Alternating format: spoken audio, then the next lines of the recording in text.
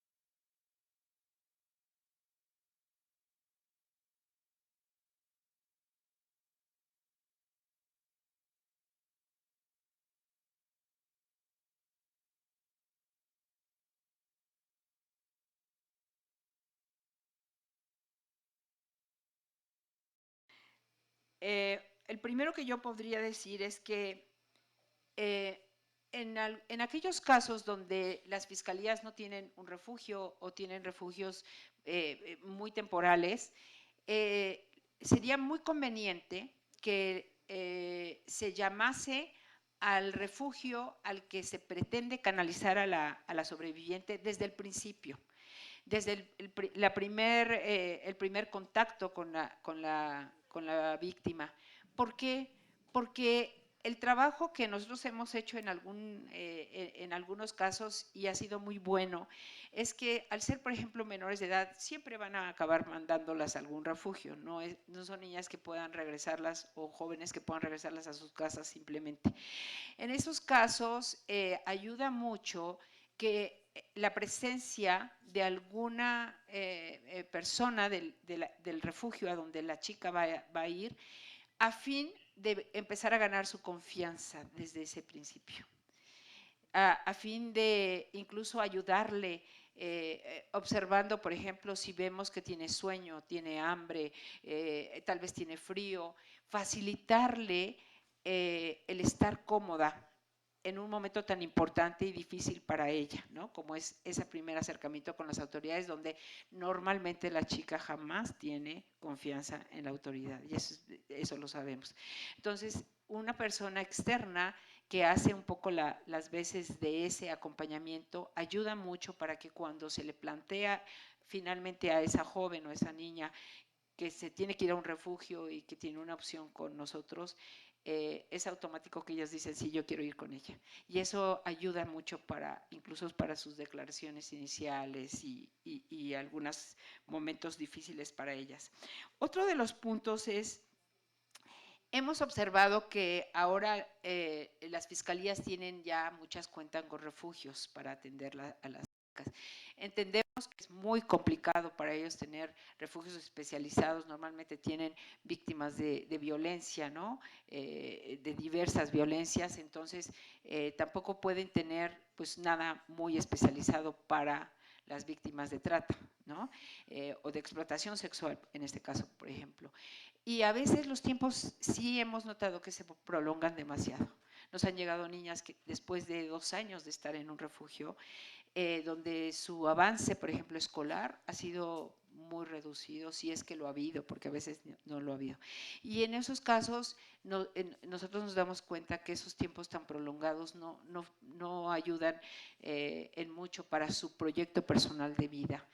Y aunque vemos que hay un buen trabajo hecho respecto a su estabilidad, a que llegan con mucha más, digamos, herramientas ya como para iniciar una reintegración exitosa, sí traen otros rezagos que nos damos cuenta que son como, se podrían solventar muy rápidamente en un refugio privado, ¿no? que da esa atención ya más especializada desde el principio. Una vez, otro de los aspectos es la recuperación de documentos oficiales. A veces algunas fiscalías, cuando nosotros decimos, oye, es que la niña no trae ningún papel, no trae ningún documento escolar, no trae, y ellos dicen, algunas fiscalías, no en el caso del Estado de México, no, pero sí algunas nos dicen, pues mi tema es la trata y ustedes busquen los documentos como puedan, ¿no? Imagínate, para nosotros estar buscando y rastreando documentos por todos lados, en todas las instancias, sería mucho más fácil que nos pusieran en contacto con las autoridades competentes, dependiendo de lo que estamos solicitando, para facilitar la entrega de estos documentos de manera más pronta, ¿no?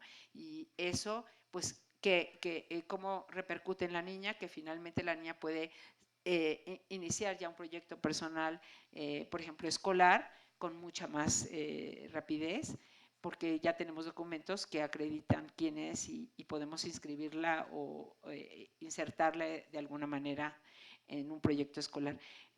Ese tipo de cosas, por ejemplo, nos ayudaría muchísimo que hubiera una real coadyuvancia entre las fiscalías y las instancias que nos apoyan.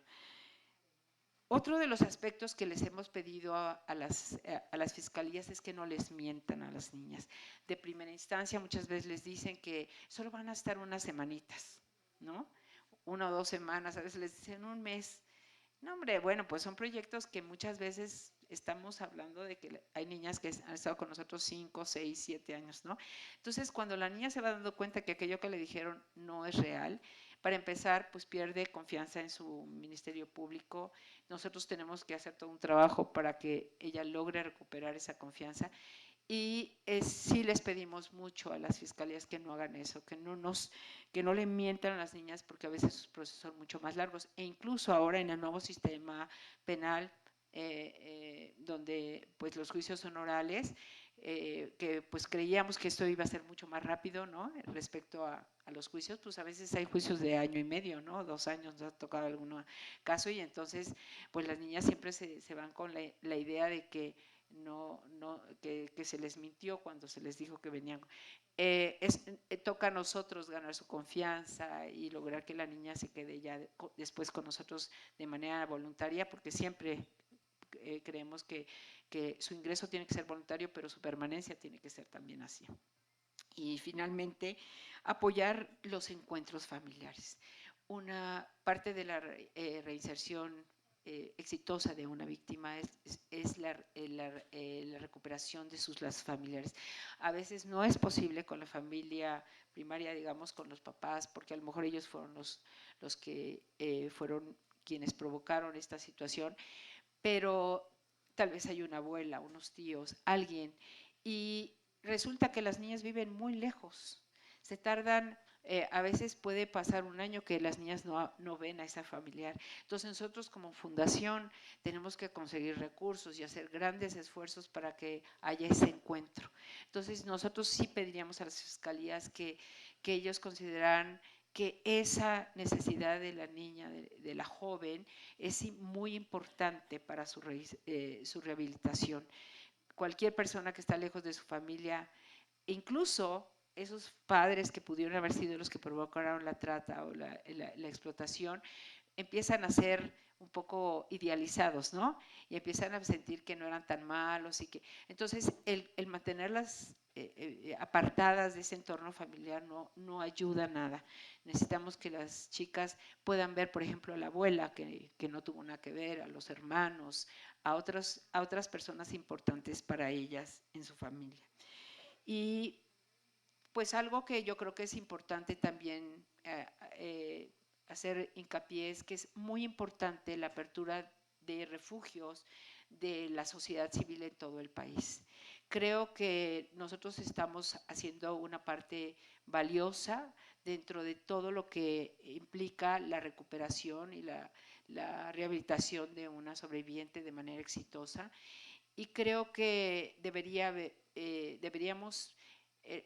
digamos, el Estado debería incentivar más esto, la apertura de esos espacios con la supervisión, con todo lo que ello implica, pero dando verdaderos apoyos y acompañamientos a estos refugios para lograr pues lo que estábamos escuchando ahorita, ¿no? Una reinserción y una recuperación exitosa donde las niñas, las jóvenes de verdad sientan que tienen posibilidades de salir adelante, que se vuelvan incluso un ícono para su propia familia por sus logros académicos, por lo que alcancen a hacer, que puede ser una carrera técnica, una carrera universitaria, que realmente ellas se vuelvan el orgullo de su familia y puedan con el tiempo pues ser ese ejemplo aún en sus comunidades. Nosotros tenemos jóvenes que lo son, que han recibido incluso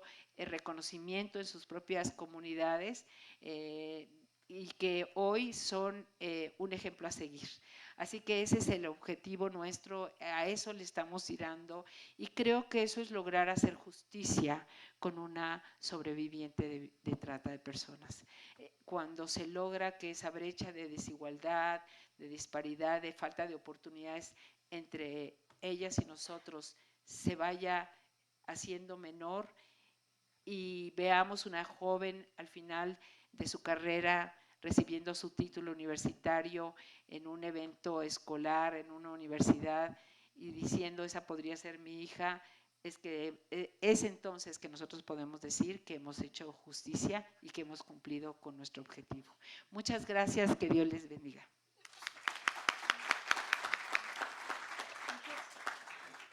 Muchas gracias a Patricia Prado de Caso.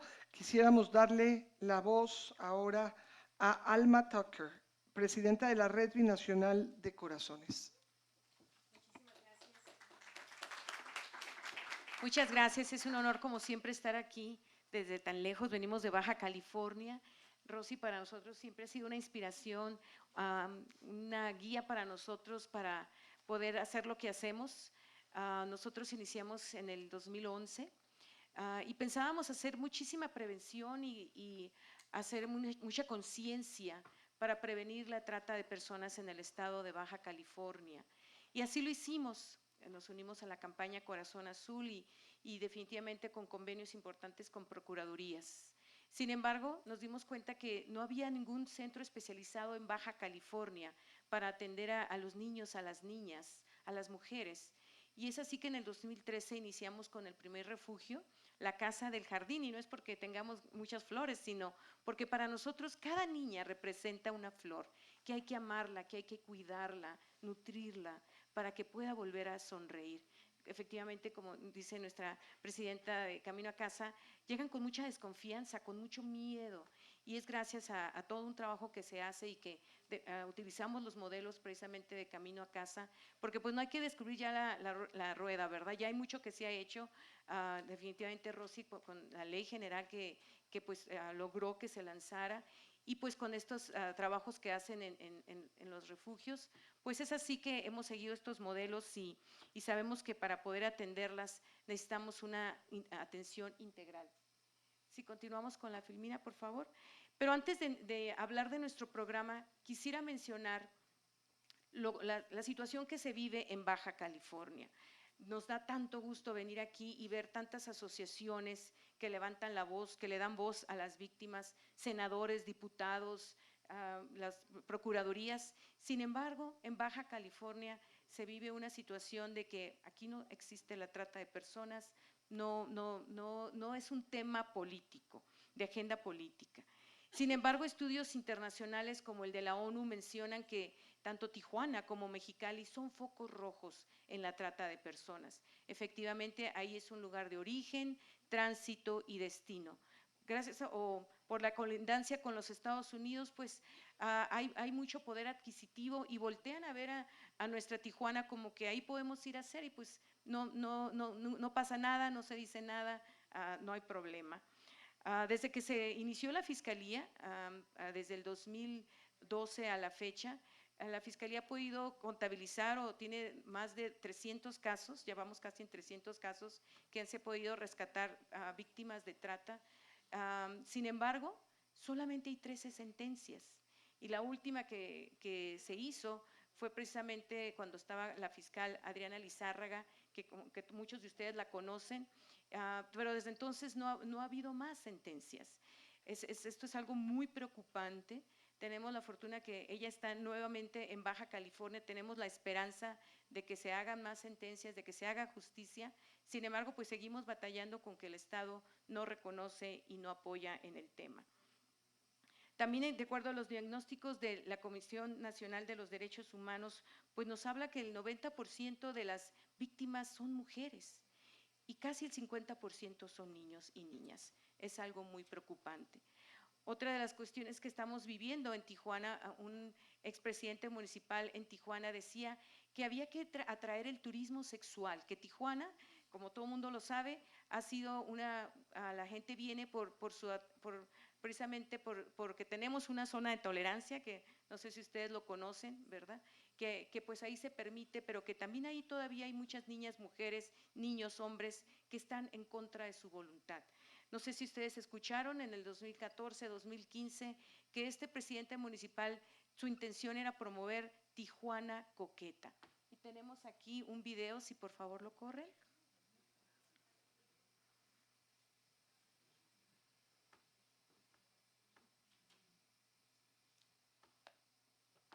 Ahí mismo donde dice Tijuana Coqueta está el video.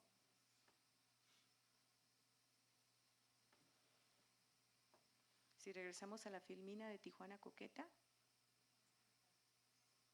Un seminarista fue detenido en el aeropuerto de... Nos falta el sonido. Y bueno, mientras Un nos seminarista fue ayudan detenido en el la aeropuerto de situación San Diego técnica del cuando sonido, presuntamente les venía a platico un Tijuana poquito. buscando a una menor de 3 años de edad para Como sostener ustedes relaciones conocen, hay una sexuales. página La información Craigslist, fue ¿no se difundida por el oye? Servicio de Inmigración y Una Control página de Aduanas de Craigslist, y en Estados esa Unidos página mediante un un comunicado de prensa. sujeto El detenido es seminarista Joel de Wright, Utah. de 23 Él años de estaba edad, quien de buscando acuerdo a las tener autoridades sexo con norteamericanas mujeres viajó desde y él Columbus, estaba desde Ohio. Utah y quería Precisaron que venir el a arresto Tijuana. ocurrió porque el Pero una seminarista se vez que puso empezó a en hacer contacto con un comunicación agente con encubierto este creyendo que se trataba de un sujeto guía que se dedica turístico. a De buscar a acuerdo al mujeres, comunicado, el joven que ya se escucha. pretendía adoptar a la criatura pensaba que conocería a las niñas en un hotel de esta ciudad con apoyo de un amigo del guía turístico.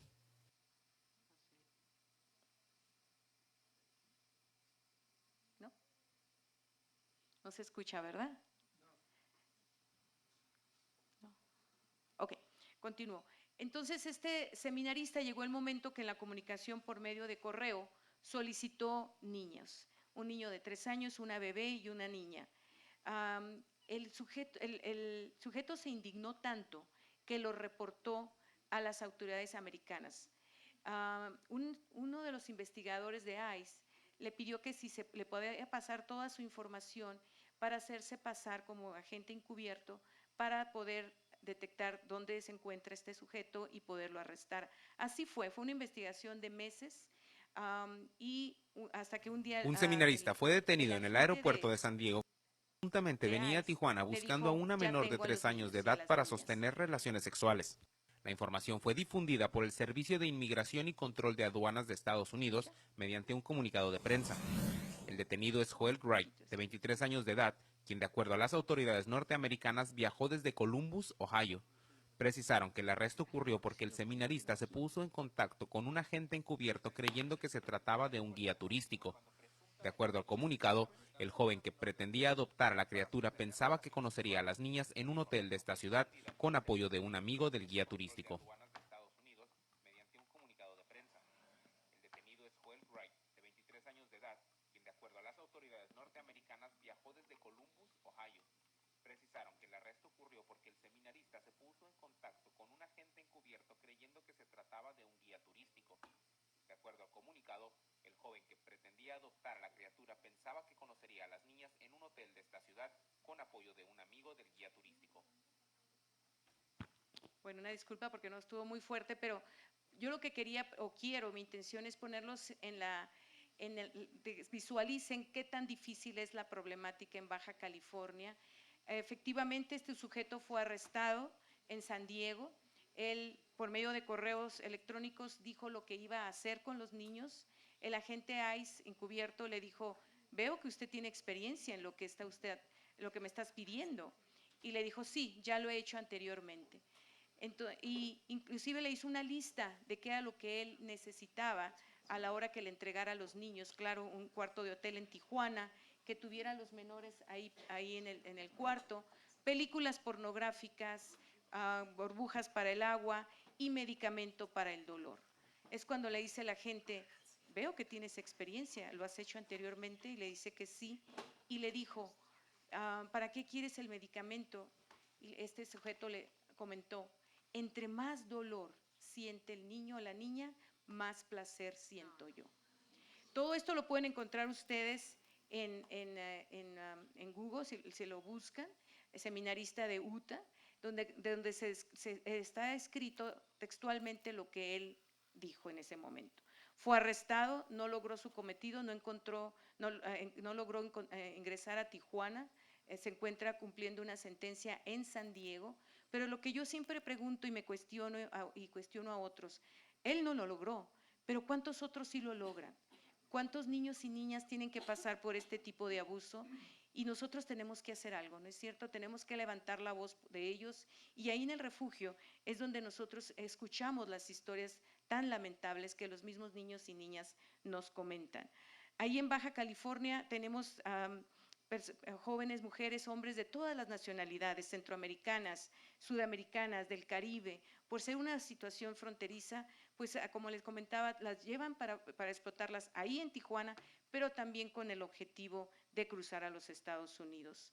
También vemos con lamento que México ocupa el primer lugar en abuso infantil, Y ahí en Tijuana no hay día que no dejemos de escuchar la desaparición de niños, de niñas, de mujeres, y pues es muy poco lo que se ha podido lograr para poder tanto encontrarlas como atenderlas. México también, como sabemos, ocupa el primer lugar en pornografía infantil. Rosarito, Playas de Rosarito, es conocido como también que es un lugar donde muchos de los americanos vienen a México y desde ahí, desde la comodidad de sus instalaciones, pues pueden estar utilizando a nuestros niños y niñas en pornografía. Tenemos ahí algunas otras, si podemos cambiar por favor, traemos ahorita una campaña que inició inclusive aquí en la Ciudad de México, se llama Cuida a mi hijo que yo cuido al tuyo. Cuando nosotros veamos a un niño o a una niña, es responsabilidad de todos hacer algo y quedarnos en un acompañamiento o hablar al 911 para que alguien haga algo. Es lamentable los acontecimientos, como mencioné, que hemos escuchado, y al no ser responsables nosotros somos también parte del problema. Bueno, ahora sí voy a entrar a hablar a lo que es la Casa del Jardín. La Casa del Jardín, nuestra misión es el restaurar la vida de las víctimas de trata de personas. Abogamos por sus derechos. También hacemos capacitación para otras asociaciones civiles con la finalidad de que se unan a esta lucha contra la trata de personas y, como dice Rosy, ¿por qué no reforzar los refugios y abrir aún más en las regiones que son necesarias? Trabajamos en las 3P, prevención, protección y persecución. En prevención vamos a las escuelas y vamos y les hablamos, inclusive platicamos a los jóvenes de algunos de los testimonios de las niñas y niños que están con nosotros, porque como ustedes saben, muchos de los jóvenes piensan que eso a ellos no les va a pasar. Y aunque las mamás, los papás en casa les digan que tengan el cuidado, ellos creen que no hay problema y publican en sus redes, pues en algunas situaciones que los ponen en vulnerabilidad. En la protección contamos con 3 refugios, uno de niños, uno de niñas y otro de jóvenes adultas. ¿Y por qué lo del de niños? Como se ha mencionado aquí, los niños son las víctimas silenciosas. Ellos no van a hablar. A ellos les han dicho que si dicen algo solamente se van a burlar de ellos y pues tienden a callar. Las niñas pues muchas veces no lo pueden callar. ¿Por qué? Porque hay golpes, hay moretones, hay embarazos, hay infecciones. Entonces en las niñas de alguna manera es posible detectarlas, pero los niños no. Nosotros hemos atendido familias completas donde en esas familias han venido niños y es lo que nos inspiró, y en el 2018 abrimos el refugio para niños. La persecución, ¿cómo participamos nosotros? A medida que ellos van hablando, nosotros vamos informando a las procuradurías de los casos para que ellos puedan tener más sustentables sus expedientes y pudieran encontrar a los criminales. Quiero decirles que para una víctima tan importante es claro que se le atienda y que pase por todo este proceso de sanación, como que se haga justicia. Yo he escuchado el reclamo de ellos que me han dicho, bueno, yo estoy aquí, yo estoy en el programa, pero mi padrastro sigue en la casa, o mi madrastra, o mi hermano, ellos están libres. Y entonces para ellos también parte de su sanación es que haya justicia. En el proceso de atención para víctimas de trata, nosotros, como mencioné, tenemos la colaboración y los convenios con la Procuraduría de la Defensa del Menor, con la FGE, que como mencionaba, actualmente ya tenemos la titular, la licenciada, la fiscal Adriana Lizárraga. Muchas de las cosas que voy a comentar son antes de, ella acaba de ingresar apenas, entonces pues tenemos confianza que las cosas van a mejorar.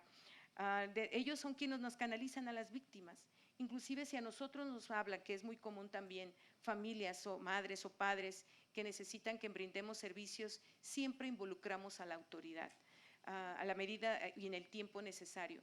¿Por qué? Porque de esa manera, como mencioné, se hace justicia, pero también protegemos a los demás niños y niñas que están dentro de nuestras instalaciones y el personal en general. En la Casa del Jardín contamos con un equipo interdisciplinario. Ellas cuentan con psicólogas, también tienen sus médicos, en ocasiones psiquiátricos. ¿Por qué? Porque ellas tienen, y ellas y ellos a veces, la intención de quitarse la vida. Ellos, por lo que han pasado, sienten que ellas causaron el problema, que ellos se pusieron en una situación en riesgo. Y hemos tenido que contener situaciones que han manifestado su deseo de quitarse la vida, o también ha habido situaciones de cutting, que se cortan ellas, en fin. Y en esos casos necesitamos referirlas directamente a un psiquiátrico, independientemente que en casa tienen atención psicológica individual y grupal. Ellos cuentan con un apoyo, un grupo de apoyo. Cuentan con su educación dentro de casa, no van a una escuela regular. ¿Por qué? Porque nuevamente pueden ser identificadas y pueden ser enganchadas. Ellas están y ellos testificando en contra de quien les hizo daño, y claro, a los criminales no les conviene que estén en nuestros centros. Entonces ellas tienen su escuela en casa hasta que ya ingresan a preparatoria, van a preparatoria abierta y posteriormente a la universidad. También cuentan con una serie de actividades de recreación. Participan en torneos y en equipos de soccer ball, participan en natación, meditación, yoga, canto, danza. Ahora sí que les buscamos cuáles son lo que a ellas les gustaría, qué actividades les gusta, y promovemos y buscamos la manera que reciban todas estas atenciones. En nuestra experiencia, en los momentos que están de ocio o en silencio, podemos decir, es cuando vienen muchos de los recuerdos de lo que ellas vivieron. Vienen escenas o palabras que les dijo su padrote, su madrota, y eso les afecta muchísimo. Acabamos de pasar por una situación de una jovencita que ingresó a la casa de transición y nosotros veíamos que había habido un avance admirable. Ella es parte de una familia de 5 y veíamos cómo los demás miembros de la familia habían tenido situaciones psiquiátricas, psicológicas severas, pero ella había estado muy bien. En cambio, cuando la pasamos a la casa de transición, que también llevan apoyo psicológico, pero tienen más independencia, en ese momento fue cuando a ella le empezaron a venir todos esos recuerdos, esas palabras, y ella empezó a manifestar la bulimia. Afortunadamente nos lo dijo a tiempo, se está atendiendo, y tuvimos que hacer unos ajustes ahí en el plan para ella, pero va avanzando. Entonces es muy importante mantenerlas ocupadas, todo esto con la intención de una reintegración sana, ya sea con su familia o a la sociedad. Y aunque siguen o que continúan con sus familias, les seguimos proporcionando la atención que necesitan psicológica a ellas y a la familia. La Casa del Jardín, como mencioné, contamos con el especializado para niñas, otro para niños y otro para jóvenes adultas. Y bueno, quiero compartirles que tenemos casos exitosos, lo sé como aquí en Camino a Casa, que ya una de las jóvenes está graduada de la universidad. Ella llegó a los 17 años, llegó muy destruida, pero con muchos deseos de estudiar, y anteriormente que llegara con nosotros alguien le dijo: tú nunca vas a ser nadie, tú solamente sirves para lo que has hecho, su explotación sexual. Sin embargo, gracias al equipo interdisciplinario, a la atención, al acompañamiento que es tan importante en los refugios, el día de hoy ella ya se graduó de administradora de empresas, y ella nos sirve también en el sentido de ser un modelo a seguir. Ellas ven a las niñas y a los niños chiquitos, la ven a ella como algún día yo quiero también graduarme con un título y poder ser independiente. Por último, quiero hablarles del proceso de revictimización. Nosotros, como mencionamos, brindamos el mayor atención y servicios para la víctima, pero a través de estos años vemos cómo la víctima, además de que, como sabemos, el primer proceso es el delito que sufrió, al que fue víctima, también al momento de presentar su denuncia vuelve a ser victimizada, y también la sociedad termina victimizándola. Tengo una imagen ahí donde ustedes, hablando con una de nuestras sobrevivientes, ella hoy tiene 30 años, ella fue rescatada hace un año. Nosotros, como lo hicimos, recurrimos a la Fiscalía entonces, que estaba un titular en esa posición, y ellos hicieron el rescate, atendieron a nuestra denuncia. Nosotros hacemos denuncias anónimas que la comunidad nos reporta. Se hizo el rescate, después se rescató a su hijo también de 7 años. Ella había estado siendo explotada en la zona Coahuila de Tijuana por más de 7 años. Ella fue enganchada en Puebla y fue trasladada a Tijuana. Claro, con la típica promesa de una mejor vida, pero una vez que estuvo ahí fue sometida a la prostitución y la manera que este sujeto la forzaba era precisamente por el hijo. Si tú no haces lo que yo te digo, nunca vas a volver a ver a tu hijo, las autoridades no te van a escuchar, nadie te va a creer. Y como ven en rojo, todo eso es lo que ella escuchaba, ¿verdad? Tanto del padrote, pero también lo vivió o lo está viviendo en este año que a ella hizo su reporte o que fue rescatada. Se le separó de su hijo. El niño ha estado ya por un año en DIF estatal. Ella está con nosotros en el refugio, pero ella, pues su caso no fue manejado de la mejor manera. Y yo siempre he dicho que quería traer esto a la atención de mucha gente, el proceso o lo que ella está viviendo, que es la revictimización. Entonces, ella ha sentido por parte de las autoridades la falta de empatía, la negligencia, la falta de sensibilidad. Y yo le preguntaba, o a través de lo que he escuchado que ella manifiesta, dice, todo lo que ven ustedes en medio es lo que una víctima sobreviviente de trata de personas está viviendo. Está enojada, se siente que en lugar de estar en este momento que ella misma mencionó, en la mejor etapa de su vida, de ser feliz de que fue rescatada, al contrario, han sido los meses más infelices de su vida al verse separada de su hijo y que cada vez que va a ver a su hijo, su hijo le pregunta, mami, ¿cuándo me vas a sacar de aquí? Mami, aquí no me tratan bien, aquí no soy feliz, ¿cuándo voy a estar contigo? Es algo que debe de preocuparnos y que debemos de llamar pues a las autoridades a que podamos realmente, como que pensó ella, ¿verdad?, que sea feliz, que se pueda reunificar con su familia. Desde ahí estamos tratando de hacer todo lo posible, pero no ha sido fácil. Por último, sabemos que la revictimización es sufrimiento añadido a la víctima, aparte del que le hizo ya el agresor. Y esto es lo que ella reflexiona. Sentí que yo no valía y que no tenía derecho a nada, tal y como mi agresor me lo decía. Esto es el llanto de ella, ¿verdad? El reclamo que aunque ya fue rescatada, se siente que no es escuchada. Voy a pasar bueno, los videos están fallando, vamos a concluir entonces, pero quiero decirles que es tan fundamental el trabajo de los refugios, de estos nuevos que se van a abrir, que Rosy cada día me habla con la buena noticia de que otro estado va a abrir, me da muchísimo gusto, lo aplaudo, pero sí es muy importante también reforzar los que ya existen, que yo sé que también es una de sus tareas y de sus preocupaciones, porque como les digo, no nada más tenemos el problema de combatir este grave delito, sino que a veces la sociedad no quiere voltear a ver a este tema porque no es un tema cómodo, no es un tema de agendas políticas, no es un tema que traiga dinero o que va a poder ayudar a sostener a las víctimas, y muchas veces lo que encontramos nosotros es que nos dan la vuelta porque a nadie le gusta escuchar que una niña de 6, 10, 12 años ha sido violada 20, 25 veces. Sin embargo, el que nosotros no nos interese este tema, el que no hagamos nada, como dije anteriormente, nos hace parte del problema. Hagamos algo. Gracias.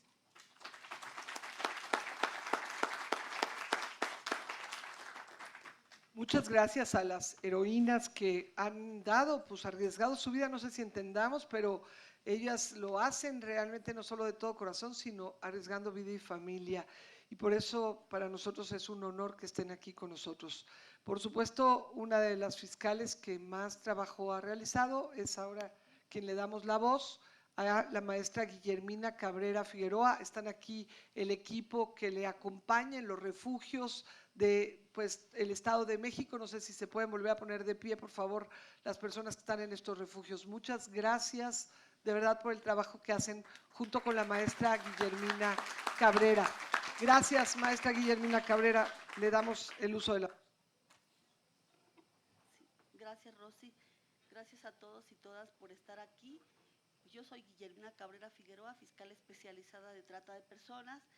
A nombre de mi fiscal general, Alejandro Jaime Gómez Sánchez, y de Dilcia García Espinosa de los Monteros, que ella es la fiscal central de género, de quien depende esta fiscalía, agradezco esta invitación y felicito a Rosy Orozco y a la senadora Nancy y todas las personas que están involucradas en la organización de este foro. Es tan importante decirles y sentirme con ustedes identificada a través de ese sentimiento que todos tenemos, que es la compasión, porque los que estamos aquí, indudablemente, tenemos ese sentimiento más sensible o más dentro de nuestro corazón, que es la compasión, sentimiento que se manifiesta para al entrar en contacto, mejor dicho, con esos seres humanos que han sido víctimas de trata u otros delitos, y la comprensión a ese sufrimiento que nos lleva a quererles ayudar. Ahí inicia la misericordia que el Todopoderoso nos tiene a nosotros, aun cuando sabemos que no somos perfectos, esa misericordia que les mueve, que mueve a Rosy Orozco a hacer cosas increíbles, que yo me sorprendo de la energía, y aun cuando ha tenido tantas luchas que enfrentar, y varias de ustedes lo han hecho, siguen adelante uniendo esos esfuerzos, esa misericordia que yo he sentido en mi vida, como alguna vez apareció Rosy Orozco como un ángel en mi vida, y yo así lo sentí porque lo soñé además. Yo estuve trabajando en la institución de Procuración de Justicia desde 1987 como oficial mecanógrafa, y después llegué hasta directora general de control de procesos en la Fiscalía, en la Procuraduría General de Justicia del Distrito Federal desde el 1987 hasta 1988. De ahí transité a la antes PGR, en donde estuve 14 años y tuve la oportunidad de tener varias encomiendas, desde agente del Ministerio Público de la Federación hasta después de ser adscrita a juzgado, después de llevar asuntos relevantes, después la cuestión del camino, el propósito que el Ser Todopoderoso nos lleva a cada uno de nosotros. Llegué a la antes CIEDO y fui primero fiscal, coordinadora y después titular de la unidad de trata de personas, la UEDMIO, Unidad Especializada de Investigación de Delitos, en este caso de tráfico de personas, menores, trata, y ahí tuve la gran oportunidad de conocer a Rosy Orozco, de conocer a Patti Caso, de conocer a Sandra Diegues, de empezar el tema de trata de personas. Ahí tuve la oportunidad de conocer pues a varios amigos que me encuentro siempre en el camino. Después, por razones de la vida, también fui titular de la unidad de delincuencia organizada y delitos contra la salud, pero todo eso llevó a grandes luchas, a hacernos resilientes, que así veo a Rosy Orozco, en donde cuando hacemos un trabajo al servicio de la humanidad, vamos a encontrar personas que no están con esa misma misión y que tienen quizá otros intereses personales o políticos, lo que sea, ¿no? No voy a meterme en cuestiones de otra índole, pero cuando tenemos ese sentimiento, y vuelvo a la misericordia, y vuelvo a decir, esa misericordia que nos impulsa al ver el dolor, al ver el sufrimiento de los seres humanos. Lo vi con narcotraficantes, aunque pensamos que puedan ser los peores, son seres humanos, y también con tratantes, también con traficantes de personas y demás delitos, que son seres humanos producto desde la formación, desde la educación que tienen en su entorno social, familiar, cultural. De ahí tuve la oportunidad de aparecer en el Estado de México, adivinen, a propuesta, ¿no? Que no me dijo, simplemente me dijo, ya está tu cargo allá. Le dije, ¿cómo? No puedo, te voy a presentar, etcétera. Bueno, la cuestión es que yo dije no, pero Rosy dijo sí, y el de arriba dijo sí, el fiscal en ese entonces dijo sí, y yo dije, no, que muy dependiente de allá, pues dije, voy, ¿no? Entonces ya tengo 7 años estando allá, el 1 de marzo cumplo 7 años como fiscal, pero fue una lucha, y Rosy lo sabe. Pero yo quiero especialmente hacer énfasis a esto. Si el trabajo conjunto del gobierno, sociedad civil, es necesario, y también todos los que estamos involucrados desde el Congreso, porque desde cuando iniciamos en la Fiscalía de Trata de Personas, allá pues no teníamos toda la estructura, tuvimos que empezar a hacerla desde la formación de agentes del Ministerio Público, policías, que todavía continuamos ahí formando, desde no tener a dónde llevar víctimas rescatadas de otras modalidades, por ejemplo, explotación laboral infantil, que fue nuestro primer caso en el Estado de México. Y le digo, Rosy, no tengo a dónde llevarlas. Amiga, yo tengo el Fundación Camino a Casa, pero es sexual, pero ahorita te ayudo, ahorita busco. Y entonces ya me conectó con Pozo de Vida, me recibieron a 8 niñas y niñas, pero fue todo una batalla después, los operativos siguientes y a dónde los llevamos y dónde los guardamos, porque hemos tenido de trabajo forzados, hemos tenido de mendicidad, hemos tenido de matrimonio servil. Dice Rosy, bueno, y ahora, Rosy, pues tú hiciste, digo, la gran labor ahora sí que de amadrinarme, digo yo, ahora ayúdame, porque no me puedes dejar en esta cosa sola, ¿no? Y Rosy dice, pues, ¿qué necesitas? Pues los refugios. Y ella hizo todo, o sea, todo. Podrán decir de Rosy miles de personas lo que quieran, pero yo, Guillermina Cabrera Figueroa, constato, y soy una víctima superviviente o sobreviviente, de que Rosy me rescató. Mi trabajo en PGR fue muy difícil en delincuencia organizada, de decirles. Aunque soy fuerte, también sentí que era débil cuando después pasaron cosas fuertes, pero Rosy dijo, tú puedes y vas al Estado, me apoyó con los refugios, con las senadoras, en ese tiempo, sorprende, diputadas, eran de diversos partidos que yo veía, que todas en foro se decían que la del PRI, la del PAN, la de, bueno, PRD, etcétera, pero juntas eran un amor con Rosy y el procurador. Se iniciaron los refugios y yo quiero decirles actualmente que tenemos 3 refugios que iniciaron desde el 2013, todo el proceso, empujando a esta mujer ahí con el doctor Erubiel. Después se fue el anterior procurador, vino ahora el nuevo procurador, bueno, en el 2014, Jaime Alejandro, que entró con toda la fuerza, se compraron los refugios. El 2016 iniciaron y me dice Alejandro y Dilcia, a ver, ¿cómo me dice Dilcia? Nena, a ver, nena, pues a darles, ¿no? Y Jaime Alejandro a llenarlos y ayudar. Y yo, Rosy, pues el modelo, ¿qué onda? Yo he sido MP, o sea, he sido fiscal y he andado en todo eso de operatividad y soy dura en la operatividad, pero eso de los refugios, entonces ahí voy, ahora sí que, pues, ¿no? Pati, pues ayúdame, oriéntame, ¿no? Pati y Sandra Diegues, y estaba Carmen Segarra en Pozo de Vida, que me ayudó mucho, ahora Claudia de Champs. Bueno, he acudido hasta Antus, llegué a Puebla, vi a Mariana Wenzel, oye, yo no la conocía, Mariana, soy Guillermina, pero he escuchado que tú sabes de refugios, enséñame tu modelo, y así empezamos. Tenemos los refugios, 3 refugios desde hace 2016, donde realmente sabemos que es necesario que para superar la vulnerabilidad de las víctimas, el Estado debe implementar medidas de ayuda, atención, asistencia, reparación integral con el apoyo y colaboración de sociedad civil y el sector privado, incluidos los grupos o colectivos de víctimas. Por ahí andaba, bueno, nuestra amiga, se me olvidó ahorita su nombre porque ya no la vi, pero indudablemente sabemos que la Ley General de Víctimas en el artículo 5 nos obliga a una participación conjunta, así como el principio de máxima protección en el artículo 3 de la Ley General para prevenir, sancionar y erradicar la trata de personas, y nos obliga también a velar por la aplicación más amplia de medidas de protección a la dignidad, libertad, seguridad y demás derechos humanos de las víctimas y los ofendidos de los delitos de trata de personas.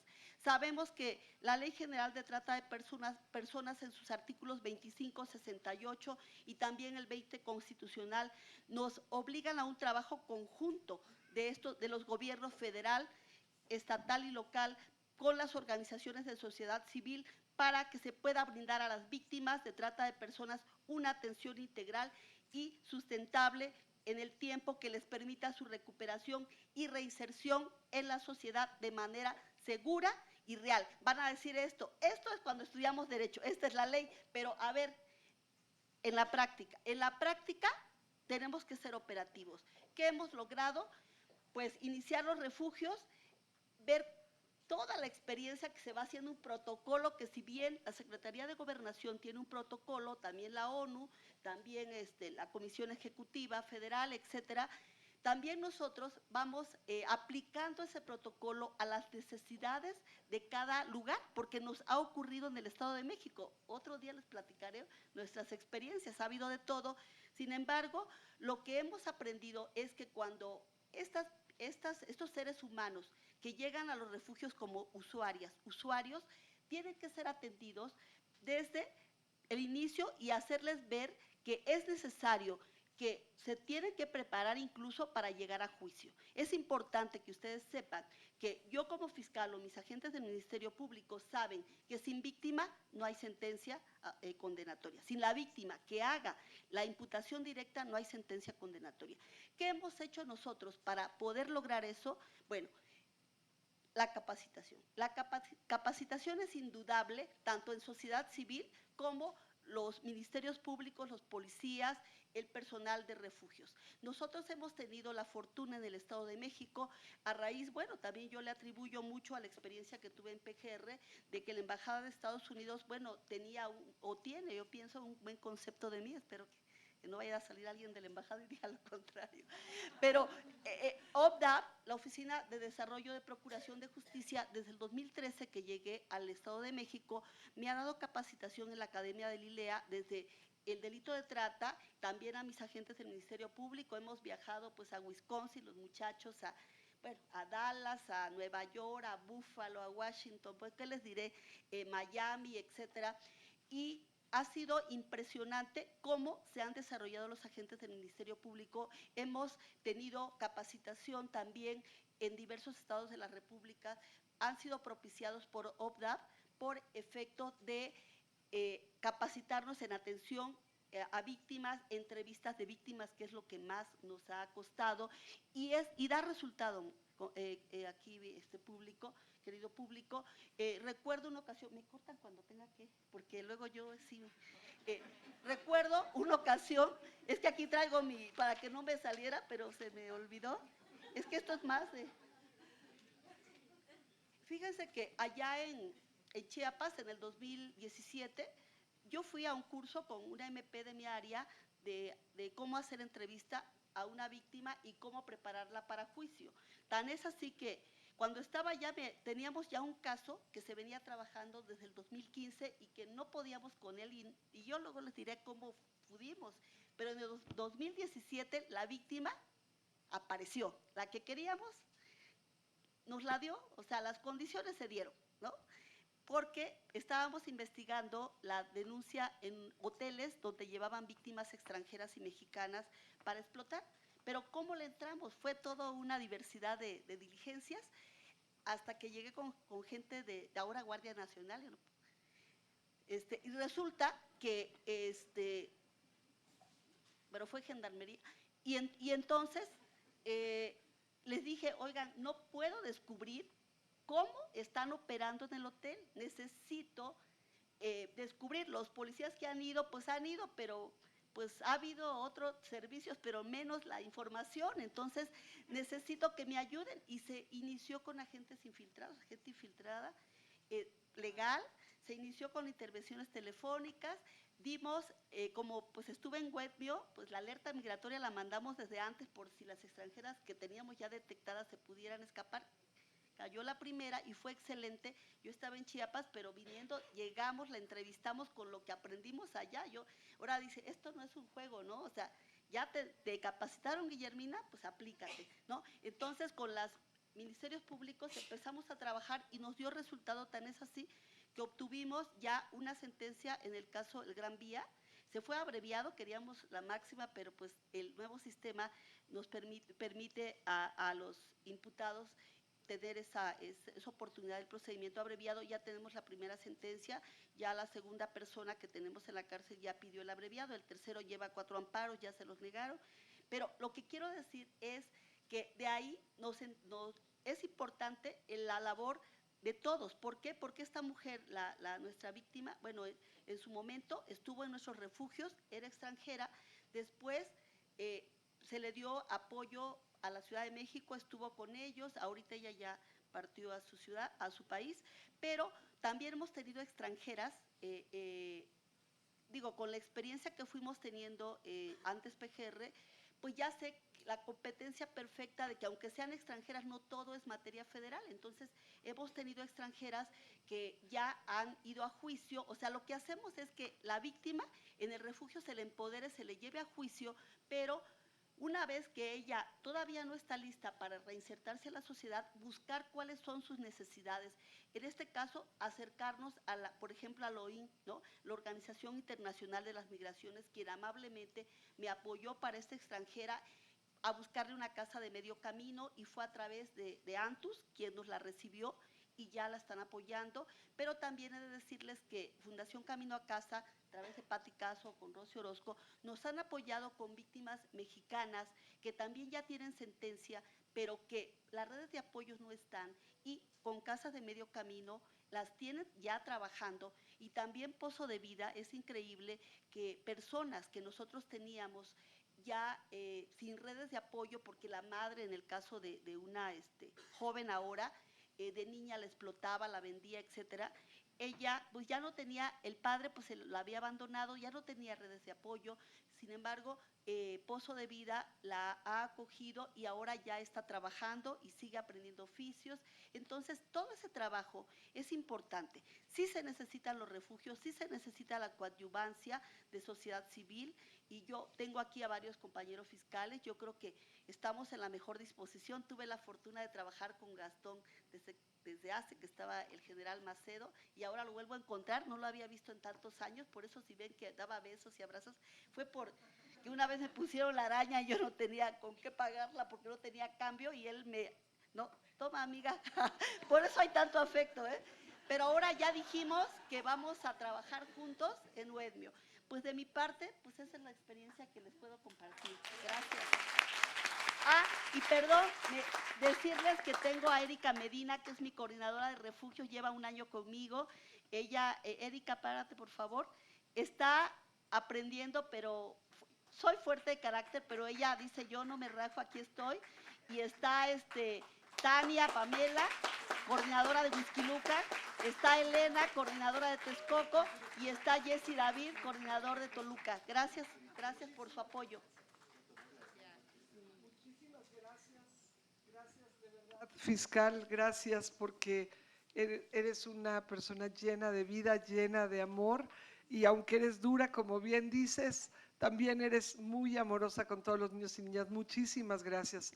Está con nosotros hoy, y nos es un honor, la senadora Minerva Hernández. Denle un aplauso. Ella también es de Tlaxcala,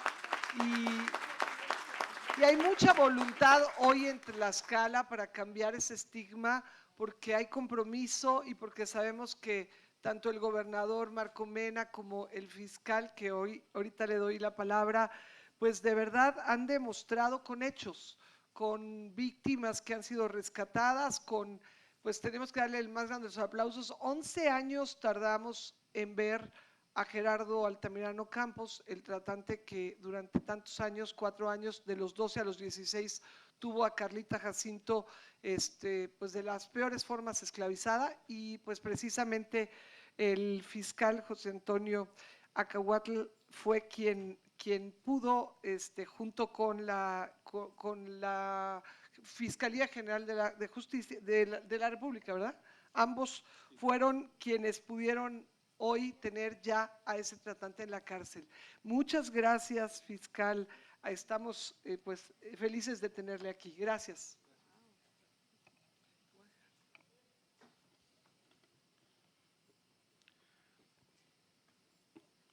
Pues todavía buenos días a todos. Agradezco de manera significativa a Rosy Orozco por esta lucha incansable y por la invitación que ha tenido bien hacernos como autoridad, así como a todos los senadores, en especial a la senadora Minerva Hernández, que nos acompaña, y en Tlaxcala hemos trabajado juntos, así como a todas las acciones civiles y colectivos que se han acercado con nosotros en el estado de Tlaxcala.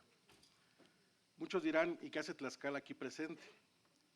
La realidad es de que nosotros, a 2 años de estar en la Procuración de Justicia, a nuestro regreso, después de 12 años de ausencia por actividad académica, Nosotros fuimos ministerios públicos durante muchos años y esa parte del compromiso del gobernador Marco Mena en el tema de cero tolerancia al abuso sexual y más a la explotación que hoy nos trae a esta reunión y este foro, lo primero que nos abocamos después de todo el estigma que se tiene en Tlaxcala, porque lo tengo que decir, que nosotros no escondemos el problema, lo visualizamos y lo atendemos, pero también nos comparamos con otros estados donde el tema es mucho mayor, pero pues bueno, algún reportaje por ahí de hace 12 años nos trajo un foco de atención, el cual a la fecha lo seguimos teniendo, y la única forma, estamos convencidos de poder quitarnos este estigma, porque al fin y al cabo no podemos negar que la familia de tratantes son de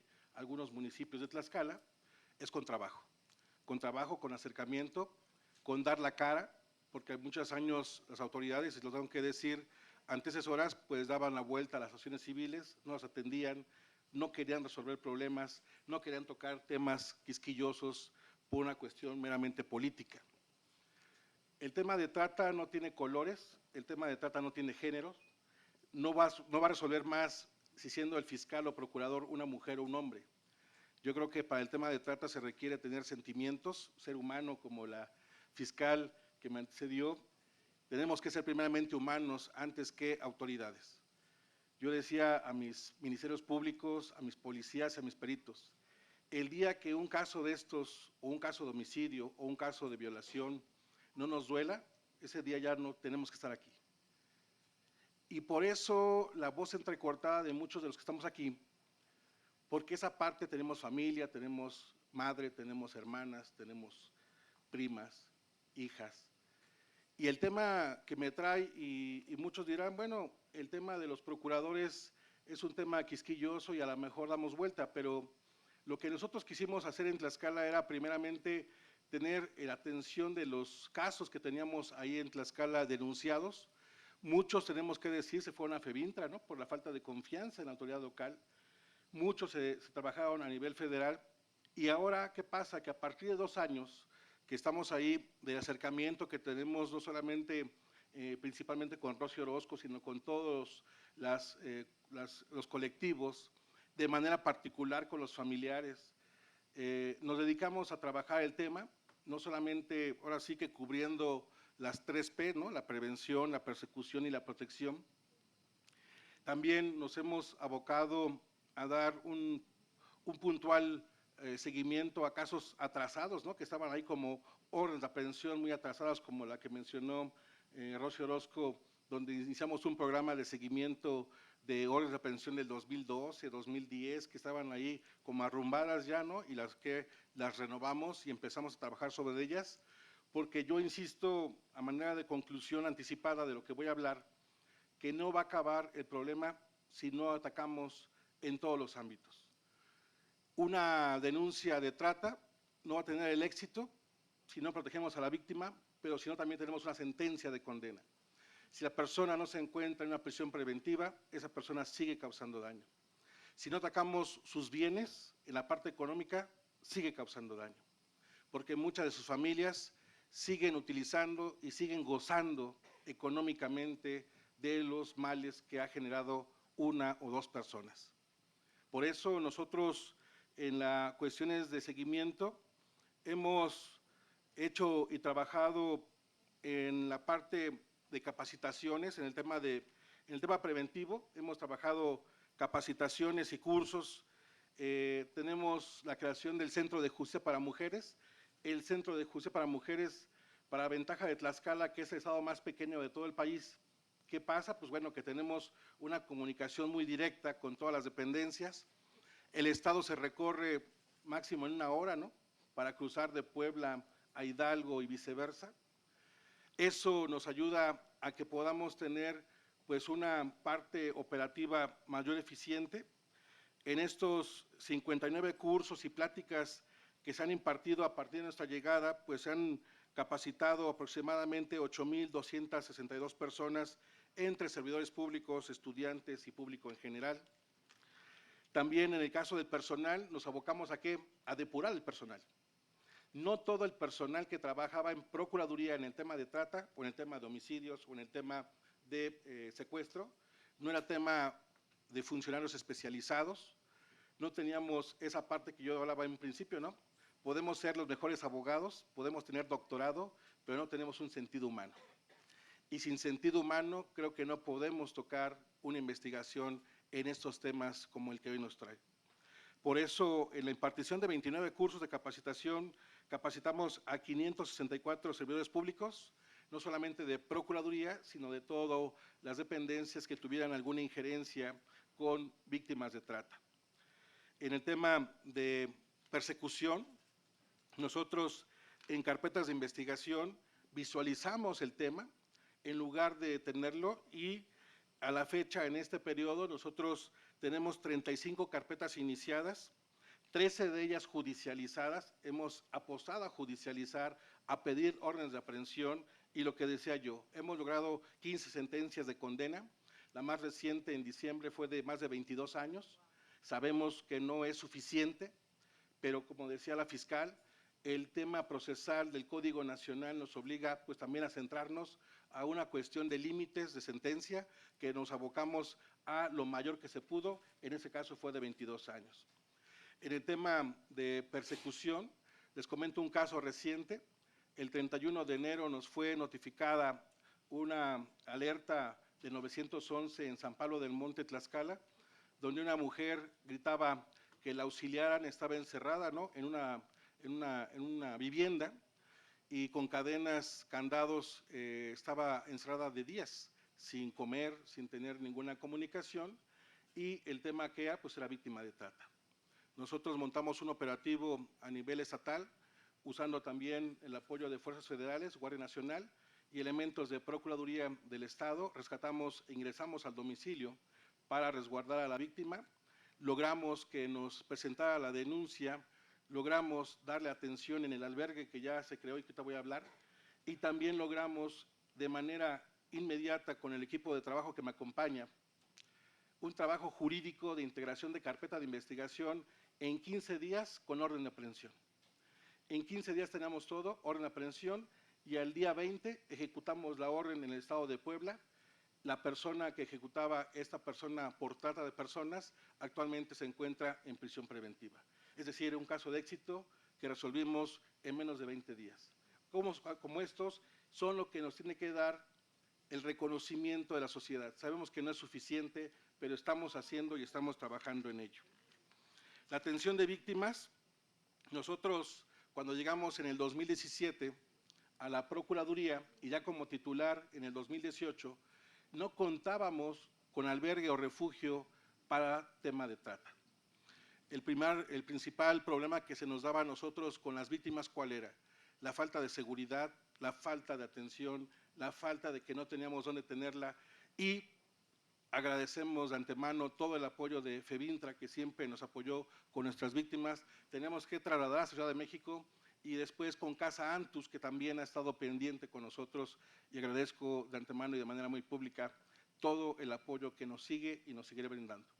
Pero nosotros quisimos también tener ese albergue y en pláticas cuando conocí a Rocío Orozco también, realmente ese impulso, esa parte de defensa, esa parte de preocupación, de querer hacer algo, pues nos motiva también a nosotros como funcionarios a hablar con el gobernador y nos autorizó la creación primeramente de un área lúdica, ¿no? Un área lúdica y después de un albergue, donde el albergue ya teníamos al interior de la Procuraduría, este albergue para 16 personas, es decir, es un pequeño departamento, ¿no?, que tiene con todos los servicios, que no tiene un límite de tiempo para estancia, pero sabemos que tenemos que tener esa parte de un diagnóstico para darle seguimiento. Así fue como en las primeras oficinas, pues era impensable tener en Procuraduría un área lúdica como esta.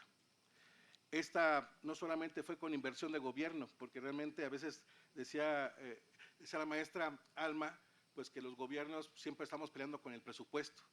Y luego vamos a finanzas y nos dicen, pues no estuvo presupuestado esto, pero el tema lo tenemos y el tema está encima. Y en ocasiones, ¿qué pasa? Pues un esfuerzo extraordinario del gobernador nos apoyó para poder establecer el área lúdica con un pequeño recurso.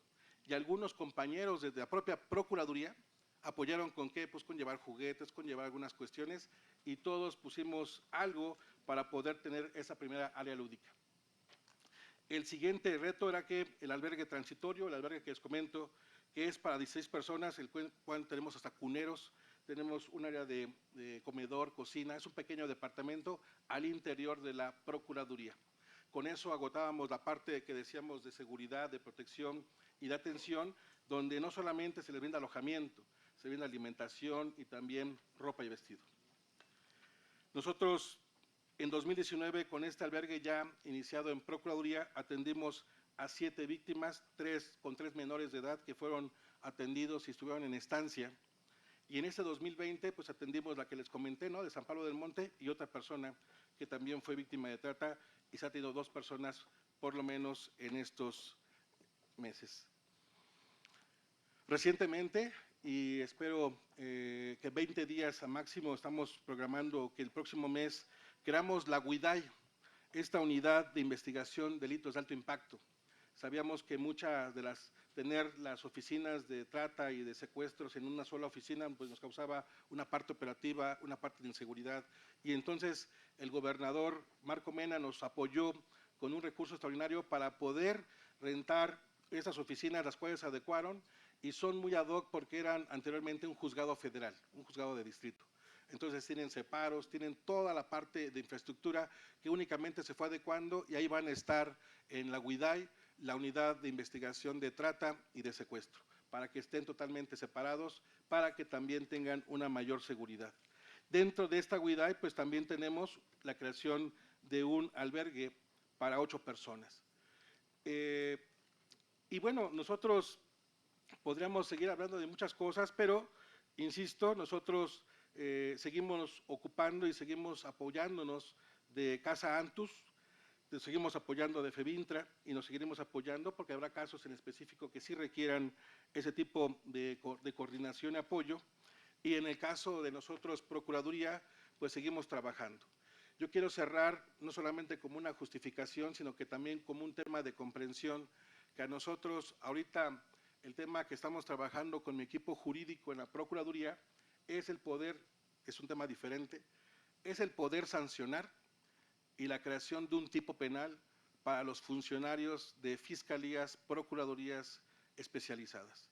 Los funcionarios que nos dictaminaron algo, un psicólogo, un médico, un victimólogo, el policía que hizo una investigación y que por razones laborales ya no está en la fiscalía, ya no está en procuraduría, y así como decía la fiscal, el hecho de que no comparezcan a un juicio oral nos trae un gran problema.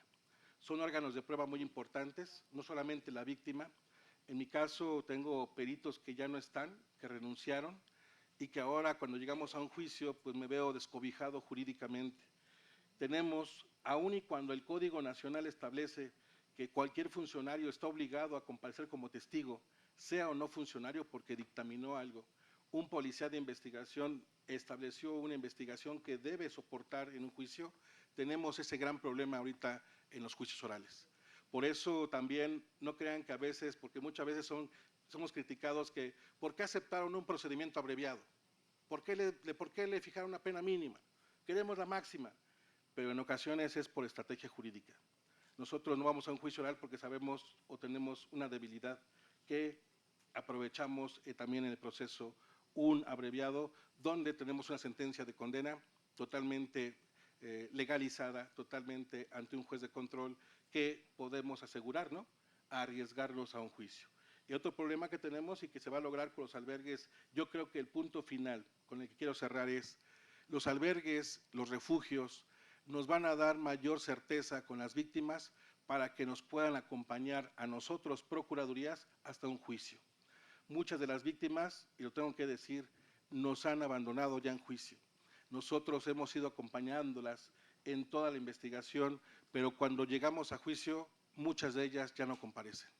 Y ese órgano de prueba que es primordial para señalamientos, para sentencias de condena, nos pone en grandes aprietos y también pone en peligro el proceso en contra de los tratantes.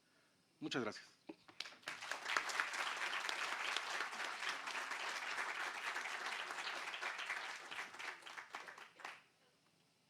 Pues De verdad hay un cambio increíble de actitud, de compromiso en Tlaxcala. Estábamos aquí también comentando con la senadora Minerva Hernández. De verdad que estos avances son importantes para todo el país. Y también Quintana Roo. Quintana Roo está hoy presente a través de la maestra María Teresa Paredes, quien además ha sido una gran aliada de todos nosotros y pues nos da un gusto enorme recibirla aquí en el Senado. Gracias de verdad, María Teresa.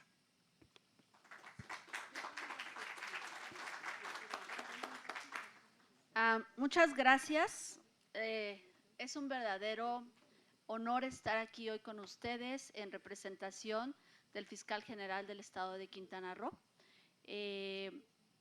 Actualmente estoy como directora de Derechos Humanos, tengo como año y medio, pero desde hace muchos años estoy en esta lucha contra la trata de personas.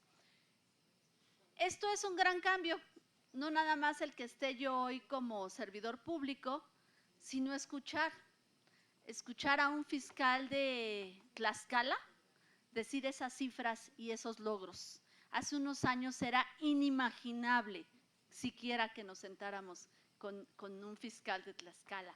Tener a una senadora de Tlaxcala aquí sensible, de verdad un gran cambio. Y que Rosy y yo estemos también aquí, pues es un gran cambio, porque hace unos años desde la máxima tribuna de este país, que es el Senado de la República, cada año nos amenazaban con llevarnos a la cárcel por parar una reforma, y siempre que vengo aquí lo digo porque lo recuerdo.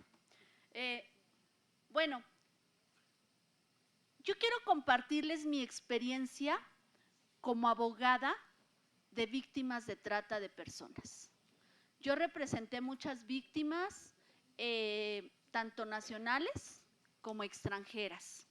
Y yo creo que nos hace mucha falta platicar con las instituciones, platicar nuestras experiencias. Para mí, el trabajo que hace tanto Pati Prado como Almita en los refugios, y que yo lo he vivido porque he estado ahí, es increíble, pero nos hace falta coordinación. Porque, miren, muchas veces llegamos a los procesos penales con nuestra víctima y nos llega un asesor victimal que no tiene ni idea de qué se trata el asunto. Nos llega un psicólogo que jamás ha hablado con la víctima. Es más, ni siquiera sabe qué es la trata de personas. Ni siquiera la saluda porque las prejuzga. De verdad.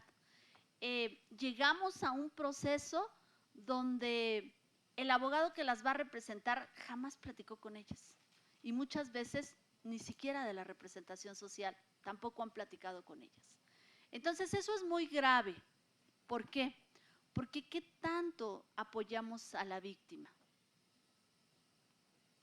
¿Cuántos asuntos, como bien lo acaba de decir el señor fiscal, si el perito ya no va, si la víctima la amenazan, se cansa o se aleja, pues nos quedamos sin prueba? Nosotros hemos estado trabajando en Quintana Roo por impulsar un tema que es la prueba anticipada en este tipo de casos. Les voy a decir por qué. Porque es importante la prueba anticipada, tanto en abusos de menores, en violencia de mujeres. No sé si vieron un video en el que cuando sentencian al esposo por la gravedad de los golpes que le propinó a su mujer, la mujer se levanta y empieza a pegarle a la abogada, a la gente del Ministerio Público. ¿Por qué? Pues porque está logrando una sentencia en contra de su agresor. ¿Por qué motivo? Pues porque ya cambiaron las cosas, ¿verdad? Y muchas veces la víctima se arrepiente, muchas veces son amenazadas, etcétera, etcétera. En estos casos creo que una gran solución para este tema, este tipo de delitos, es la prueba anticipada. Y hay un antecedente en una sentencia emitida en la Corte Constitucional de Colombia, en el que ya está autorizando así como de entrada, como parte de un protocolo, la prueba anticipada en esos casos, porque muchas veces se da el hecho de que violaron a un menor y lo violó alguien de la propia familia, ¿verdad? Y resulta que llega un momento en que nos dicen, pues a juicio no va a llegar el menor, porque los padres no lo van a llevar. En esos casos lo que yo le he pedido al DIF es que intervenga y que les diga que pues si no lo llevan van a tener ellos que intervenir porque no están realmente protegiendo el interés superior del menor. Pero la verdad es que tampoco es algo que el DIF tenga muchas posibilidades de hacer. Si nosotros hacemos con estos argumentos y con base en esta sentencia la petición ante el juez de la prueba anticipada, pues podríamos estar abriendo brecha, ¿verdad?, para que ya se haga y no tengamos esta problemática que representa sostener un proceso. Es muy importante muchas veces platicarle al Ministerio Público que si cambia hechos, si cambia pruebas, los tratantes van a tener una defensa. Y esa defensa va a probar que esos hechos no fueron así. Y entonces lo que en algún momento se hizo con la finalidad de apoyar a una víctima, de considerar que así era más fuerte su acusación, lo que va a traer en el fondo es una libertad. ¿Sí? ¿Por qué? Porque muchas veces en el proceso la defensa va a probar que no fueron así las cosas por un mínimo detalle y que se va a desacreditar el dicho de la víctima. Un ejemplo de ello fue una víctima que un día llegó conmigo y entonces yo me acuerdo que a ella la habían captado en Sinaloa, el tratante la llevó a Tlaxcala, allá la empieza a prostituir, la obliga a prostituirse y la hace su pareja, era una niña realmente muy bella y en ese ínter la hace mamá de 2 niñas, ¿verdad? Y el mínimo detalle que cambió el Ministerio Público cuando ella llega conmigo a la entrevista para platicar de cómo era su asunto, para leerle y recordarle todo lo que había declarado, es que a ella, su tratante, su esposo, la dejaba ir a Sinaloa a tener a los bebés. Y entonces a la fiscal que integró eso dijo, no, pero es que eso no va a ser creíble, porque si te ibas a tener allá a los bebés, pues entonces no estabas privada de la libertad, ¿verdad? No, vamos a decir que los tuviste en Tlaxcala y que la mamá te cuidó durante esa estancia. Pues evidentemente, ¿cómo se iba a caer tan simple como con el acta de nacimiento de los bebés? Punto. Pero quien integró esa carpeta no vio hacia el futuro, vio hacia el momento, ¿verdad? Entonces, ese tipo de cosas, bueno, afortunadamente en ese caso se supo antes de la declaración ante el juez y bueno, la víctima llegó y dijo, por error se asentó así, pero la realidad es que ellos nacieron así, así, así. Imagínense qué prueba fue con la que se quedó en la mano la defensa, pues las actas de nacimiento, ¿verdad? Entonces, sí hay que tener muy claro que la víctima muchas veces no es que no recuerde lo que le pasó, sí lo recuerda y lo recuerda perfectamente, pero el momento del sometimiento es la parte más dolorosa para la víctima cuando la cuenta una vez, cuando la cuenta 100 veces, la parte de sometimiento. Y muchas veces en las fiscalías no se abunda sobre esa parte de sometimiento por el temor a no revictimizar. La verdadera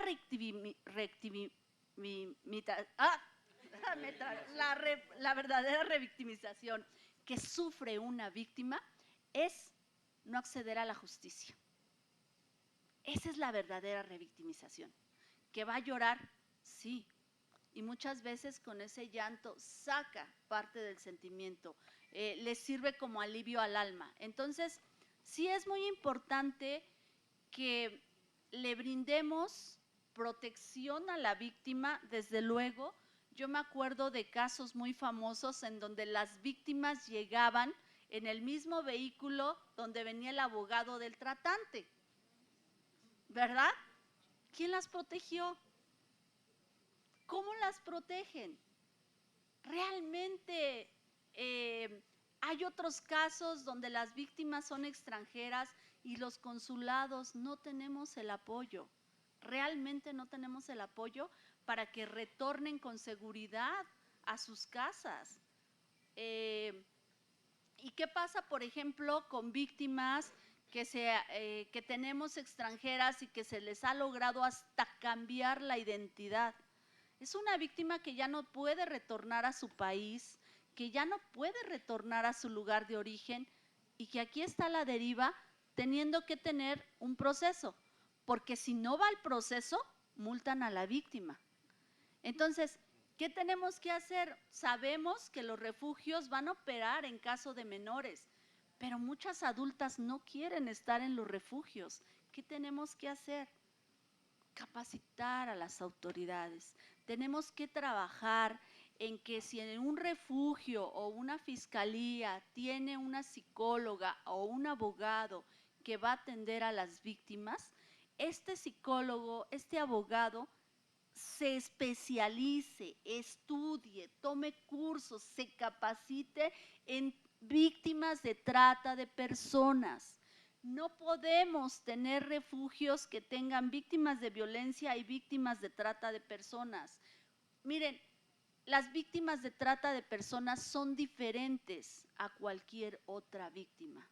Algún día una magistrada me preguntó, ¿es tan grave la víctima de trata de personas como la víctima de feminicidio? Y yo les voy a decir una cosa, el feminicidio es la máxima expresión de la violencia contra una mujer. Pero ¿qué creen? Esa víctima siempre creyó, porque generalmente las matan las parejas, ¿verdad? Siempre creyó que no la iban a matar. En cambio, la víctima de trata es al revés. Sabe que si denuncia, que si trata de escapar, la van a matar. Es totalmente al revés. No podemos tener a una víctima de violencia en un refugio junto a una víctima de trata, porque la víctima de trata siempre dice, pero ella, ¿por qué se dejó? Ella le hicieron eso porque ella quería estar con esa persona, yo no tuve opción. Esa es la primera. 2, las víctimas de trata generalmente las drogan, generalmente las vuelven adictas y si no, ellas lo utilizan como una forma de evasión. Luego entonces, estamos juntando una víctima que probablemente no tiene que ver con drogas con una víctima que seguramente sí tiene que ver con estas adicciones y los desenlaces son fatales. Y no olvidemos, ¿verdad?, estos lugares donde hay víctimas varones, que Almita sabe perfectamente bien, que Rosy sabe perfectamente bien, porque creo que en el mundo México es de los pocos lugares que tiene albergues, refugios para hombres varones. Y entonces ahí viene otra problemática.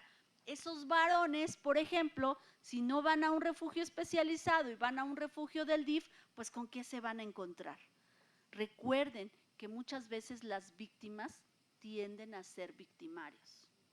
Entonces, la víctima de trata es punto y aparte. Yo quiero respeto y sé que en este auditorio hay hay varias víctimas de trata o varias personas que fueron víctimas de trata que hoy son supervivientes, que hoy son sobrevivientes, pero conozco muchas que viven una vida aparentemente normal, aparentemente reinsertadas, pero que si las llevamos a un juicio, lloran ante su agresor y se vuelven a ese momento, se retrotraen totalmente. Entonces, tratemos de a la víctima darle un acompañamiento total, jurídico, psicológico, durante el refugio, durante los procesos, durante su reinserción, porque de verdad, el dolor que ellas tienen, yo no conozco una que yo pueda decir, ya no lo siente, ya no le duele, ya no lo vuelve a revivir.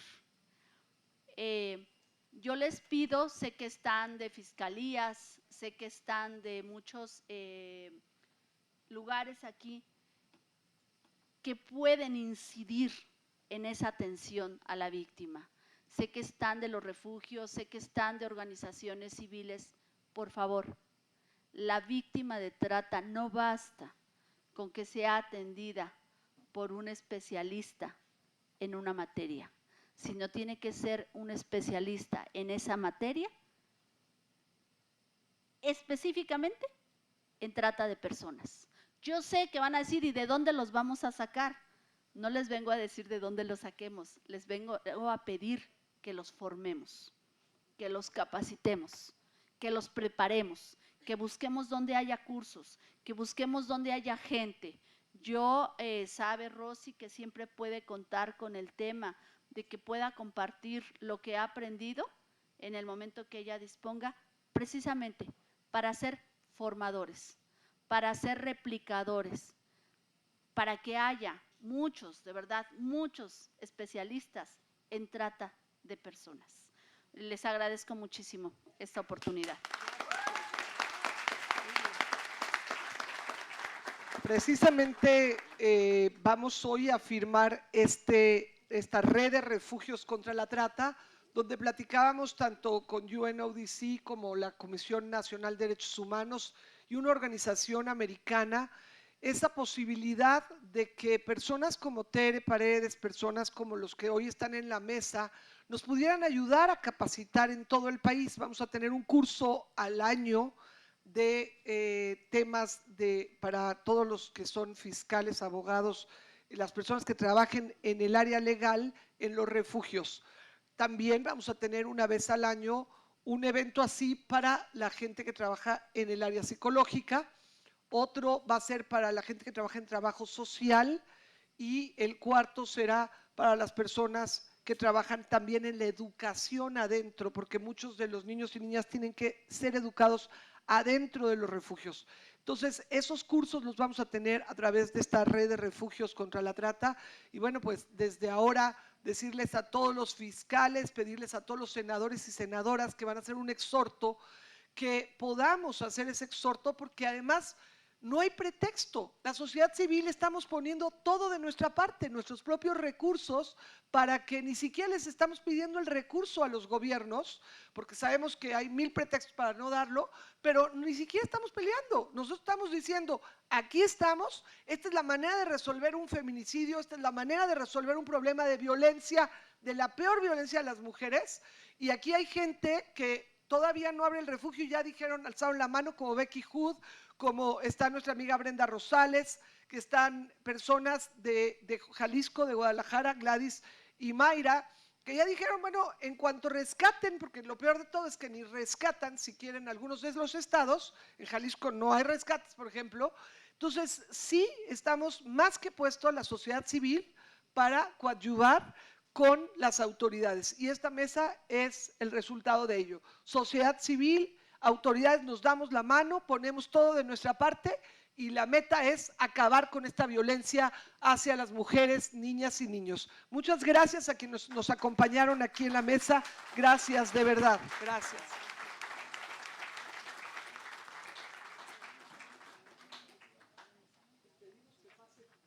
Sí, solicitamos a los integrantes de los diversos refugios sean tan amables de ocupar su lugar en el presidium.